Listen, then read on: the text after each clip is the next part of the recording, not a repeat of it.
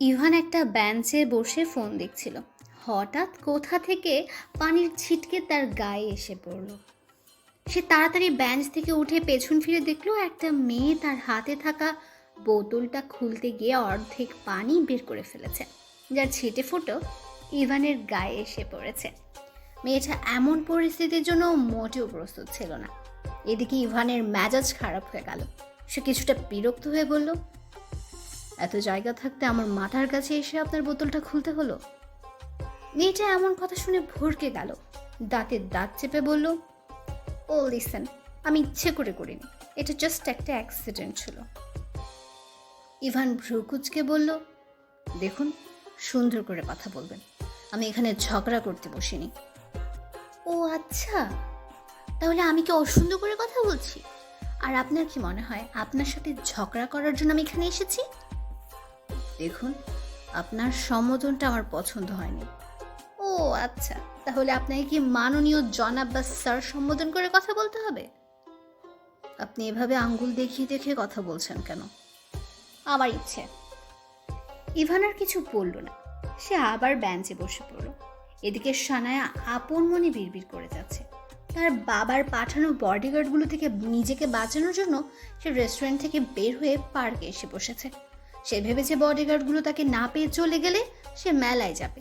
অনেকক্ষণ বসে থাকায় পানির তৃষ্ণা পেয়েছিল, তাই একটা পানির বোতল কিনে সেটা খুলতে গিয়ে এই অঘটন ঘটল। ইভানকে চুপ করে থাকতে দেখে সানায়া তার পাশে বসে পড়ল আর গট গট করে পানি খেতে লাগলো। ইভান এক নজর তার দিকে তাকালো। সানায়া পানি খেয়ে ইভানের দিকে তাকালো, তারপর দীর্ঘশ্বাস ফেলে বলল, সরি, আসলে কিছু বদমাশ লোক আমার পেছনে পড়েছিল। ওদের থেকে নিজেকে বাঁচানোর জন্য আমি এই পার্কে এসেছি, কারণ জায়গাটা নিরাপদ মনে হয়েছে। এখানে অনেক মানুষও আছে, আর এসব ঝামেলার কারণে মাথা ঠিক ছিল না, তাই আপনাকে হয়তো উল্টো পাল্টা বলে ফেলেছি, সরি। ইভান কোনো উত্তর দিল না। সানায়া ভ্রুকুচকে কিছুক্ষণ ইভানের দিকে তাকিয়ে থাকার পর বলল, আপনি মনে হয় শুনতে পাননি, আমি আপনাকে সরি বললাম। ইভান চোখ ছোট করে সানায়ের দিকে তাকালো। সানায়াও প্রত্যুত্তরে চোখ ছোট করে তাকালো। এবার ইভান অন্যদিকে মুখ ঘুরিয়ে নিল। সানায়া অন্যদিকে মুখ ঘুরিয়ে মিনমিনিয়ে বলল, ইকুয়েস্টিক ম্যান। ইভান সানায়ের দিকে তাকিয়ে বলল, সরি। সানায়া উঠতে যাবে তখনই দুজন বডিগার্ড তার সামনে চলে এলো। ইভান তাদের দেখে ব্যান ছেড়ে উঠে অন্যদিকে যাবে তখনই সানায়া ইভানের পাশে দাঁড়িয়ে বলল, তোমরা যাও, আমি আমার বন্ধুর সাথে আছি। ইভান ভ্রুকুচকে সানায়ার দিকে তাকালো। বডিগার্ড দুজন এখনো দাঁড়িয়ে আছে। সানায়া চেঁচিয়ে বলল, আমাকে কি এখন প্রাইভেসিও দেবে না? তারা দুজনই চুপচাপ সরে গেল। ইভান বুকে হাত গুজে বলল, আমি আপনার বন্ধু না। সানায়া মুখ বাঁকিয়ে বলল, আপনার মতো ইকুয়েস্টিক লোক এমনিতে আমার বন্ধু হওয়ার যোগ্য না। ইভান কোনো উত্তর না দিয়ে চলে গেল। ইভান চলে যেতেই সানায়া বিড়বিড় করে বলল, মির্জাদের সাথে থাকতে থাকতে আমি সত্যি রুড হয়ে যাচ্ছি। শুধু শুধু একটা লোকের সাথে ম্যাচেস দেখালাম, দোষটা তো আমারই ছিল। এদিকে উপমা নিচের দিকে তাকিয়ে আছে। সে কি বলবে বুঝতে পারছে না।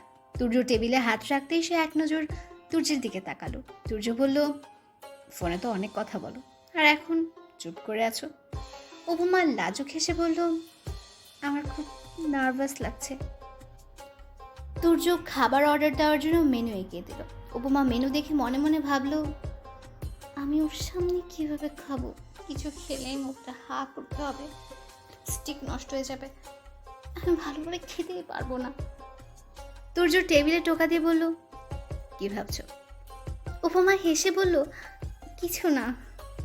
কি খাবে বলো? Cold drinks. শুধু কোল্ড ড্রিঙ্কস? অন্য কিছু অর্ডার করো। না, আমার খিদে নেই।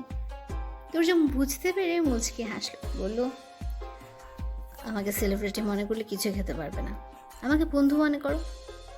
উপমা তুর্যের কথা শুনে আরও লজ্জা পেল। তুর্য আবার বলল, আমার টুইঙ্কেল একদম তোমার মতো, কোথাও গেলে খেতে চায় না, ও লিপস্টিক নষ্ট হয়ে যাবে তাই। উপমা ভ্রুকুচকে বলল, আপনার টুইঙ্কেল? হ্যাঁ, আমার টুইঙ্কেল। ওই বাচ্চাটা? হ্যাঁ, বাচ্চা না, এখন বড় হয়ে যাচ্ছে।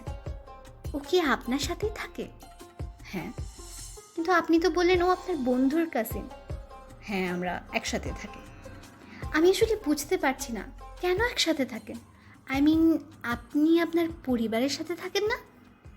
তুর্য দীর্ঘশ্বাস ফেলে বলল, আমার বাবা মানে কেউই নেই। আমার বন্ধুরাই আমার পরিবার। আর অরুণিকা আমার টুইঙ্কেল, আমার মানসিক শক্তি। ওকে একদিন না দেখলে আমার খুব অস্বস্তি লাগে। বাংলাদেশ আসার পর থেকে ওর সাথে অনেকবার ভিডিও কলে কথা হয়েছে, তবুও ভালো লাগছে না। উপমা কিছুটা দমে গেল, ক্ষীণ কণ্ঠে বলল, ওর বয়স কত হবে? 13-14। অনেক বড় হয়ে গেছে। হ্যাঁ। উপমা তার একটা হাত দিয়ে অন্য হাত চেপে ধরে রাখলো। তুর্যের অরুণিকার প্রতি ভালোবাসা দেখে তার নিজেকে নিয়ে সন্দেহ হচ্ছে। সে ভাবছে তুর্য কি সত্যি তাকে পছন্দ করে? ভয়ে তার গলা শুকিয়ে যাচ্ছে। উপমা নিজের মনকে শক্ত করে তুর্যকে বলল, আমি একটা কথা বলতে চাই। হ্যাঁ বলো, তোমার সাথে কথা বলতে তো এসেছি। উপমা অনেক ইতস্তত ভাব নিয়ে বলল, আমার আপনাকে ভালো লাগে। তুর্য হেসে বলল, হ্যাঁ বুঝতে পেরেছি। না, ওরকম না। উপমা আমতা আমতা করছে দেখে তুর্য বলল, রিল্যাক্স, কি হয়েছে? আমি আসলে আপনাকে পছন্দ করি। পছন্দ না, ভালোবাসি, ভক্ত হিসেবে না, সত্যি সত্যি। তুর্য আশেপাশে তাকিয়ে বলল, আচ্ছা আমি পাস্তা অর্ডার করছি, তোমার ভালো লাগবে। শুনেছি এখানের পাস্তাটা অনেক মজার। তুর্যকে প্রসঙ্গ পাল্টাতে দেখে উপমা অনেক লজ্জা পেল। সে আর কিছু বলল না। তুর্য তার ভার্সিটি, ক্লাস আর পরিবার নিয়ে টুকটাক প্রশ্ন করল, আর উপমা শুধু হ্যাঁ হুম করে উত্তর দিল। সে একবারও চোখ তুলে তুর্যের দিকে তাকালো না। রেস্টুরেন্ট থেকে বের হতে তুর্য বলল, মেলায় যাবে? উপমা ব্যস্ত কণ্ঠে বলল, না না, বাসায় যাব। আর আপনাকে থ্যাংক ইউ বলার ছিল, আমার কথায় দেখা করতে এসেছেন তাই। তুর্য মুচকি হাসলো। উপমা বলল, আমার কথা কিছু মনে করবেন না, আমি এমনিতেই বেশি কথা বলি। তুর্য এবারও কিছু বলল না, শুধু একটা মুচকি হাসি দিল। উপমা সামনে পা বাড়িয়ে একটা রিকশায় উঠে পড়ল। তারপর তুর্যের দিকে এক নজর তাকিয়ে রিকশার হুড তুলে দিল। পুরো রাস্তায় সে নীরবে কেঁদেছে। বারবার তুর্যের প্রসঙ্গ পাল্টে দেওয়াটাই তার মনে পড়ছে। তাহলে কি তুর্য তাকে ভালোবাসে না? বাসায় এসে সে ধপ করে বিছানায় শুয়ে পড়ল। টেবিলে থাকা ফ্রেমে বাঁধানো তুর্যের সেই হাতের ছবিটা সামনে এনে বলল, সবাই ঠিকই বলেছে, স্টার্ট দ্য স্টাডি। আর আমি তো সাধারণ একটা মেয়ে, আমি শুধু শুধু মিথ্যে স্বপ্ন দেখেছি। এরপর টানা অনেকদিন তুর্য ইনস্টাগ্রামে আসেনি। উপমা সারা রাত কেটে কেটে বালিশ বিঁধে যাচ্ছে। আসলে মেয়েরা প্রচণ্ড আবেগী হয়, তার অসম্ভব বস্তুকেই নিজের খুব প্রিয় করে তোলে, আর সেটি নিয়ে স্বপ্ন দেখা শুরু করে। আর স্বপ্ন পূরণ না হলে অকারণে অশ্রু বিসর্জন করে।